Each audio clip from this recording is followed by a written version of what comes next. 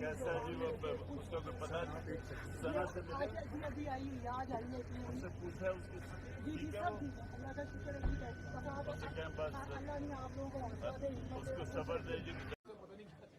वो मौलाना साहब को हम तितलियां लगते हैं वैसे किस तितलियां में अब हमने जेलें को बता दी साहब आपकी तो थाईलैंड चले गए। सारे भाग जाएंगे इन सारे मर्दों से औरतें भाग चुकी इतनी औरतें 22-22, 23-23, 24-24 दिन जेलें काट आई हैं। ये 2-2 दिन में इस्तीफे दे के भाग गए हैं। तो हम नहीं घबराए आप लोग भी मत